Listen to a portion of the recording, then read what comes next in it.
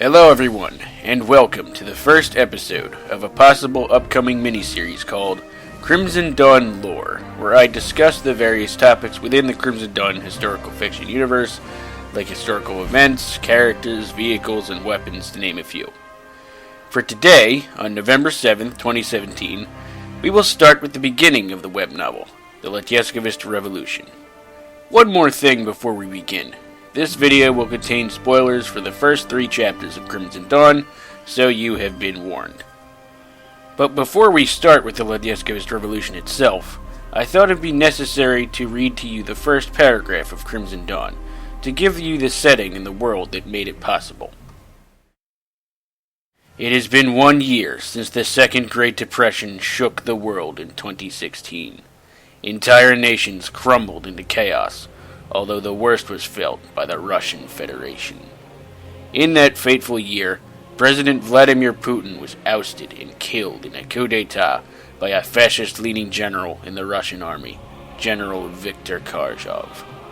As Führer of the new nation, he forged the Russian Federation into a new and menacing state, the Russian Reich. Its flag changed from the white, blue, and red tricolor to the black, gold, white Romanov tricolor, and placed in the middle of this flag was a black and white iron cross. The independent nations that were formerly under the old Soviet Union's control were quickly swallowed up by the Reich. To the general public, the Russian Reich was hated, but somehow the Reich was able to suppress any feeble attempt of uprising and rebellion. But there was one man who would rise to the challenge and defeat the fascist menace that plagued Russia, and the man that would revive the glory days of the Soviet Union. Hiding in the Ural Mountains with his Bolshevik comrades inside an abandoned Soviet military base, his name was only akin to an average rebel, but soon he will be hailed as a hero of his nation forever onward.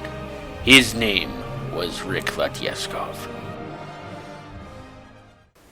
Now that you know of the world that Crimson Dawn began in, we can move on to the actual revolution. On the eve of said revolution, Latyeskov and his Spetsnaz cohorts, most notably Colonel Vladimir Ovchinnikov and Sergeant Katyusha Mayakova, began to set in motion what would be known as one of the most daring and surprisingly successful military maneuvers in Crimson Dawn's timeline history.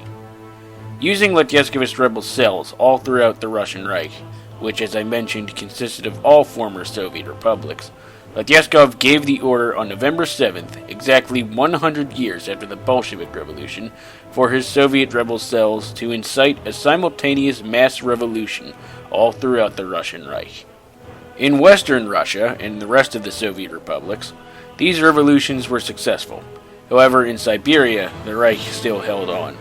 But in order to deliver the killing blow to the Reich once and for all, Latyeskov, Ovchinnikov, and Mayakova, along with 9 other soldiers from the 13th Spetsnaz Detachment, stormed under the Kremlin from the Moscow metro.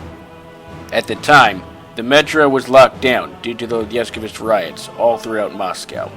With the Reich military preoccupied with these riots, Latyeskov and his fire team slipped through the metro with little resistance, though the battle within the Kremlin itself was hard fought. After an intense firefight with elite Reich troops, Latyeskov, Ovchinnikov, and Mayakova found Kharkov's office, pointed their weapons at the ever-so-confident and self-proclaimed Führer, and demanded his surrender. But the mastermind behind the death of Putin and coup of Russia always had a plan for such an attack against him, and rigged the entire office as a trap, setting off explosives and disorienting the 3 revolutionaries. Unfortunately, when the smoke settled, Kharkov had somehow fled the scene, and Ovchinnikov's left arm was injured by shrapnel.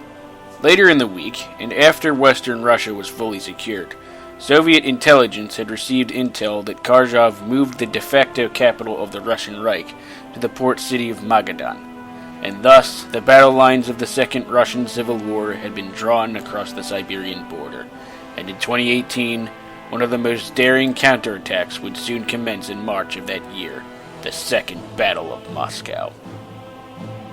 And that concludes the first episode of Crimson Dawn Lore. Do you like these types of videos?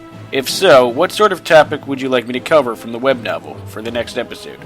Let me know in the comments section below.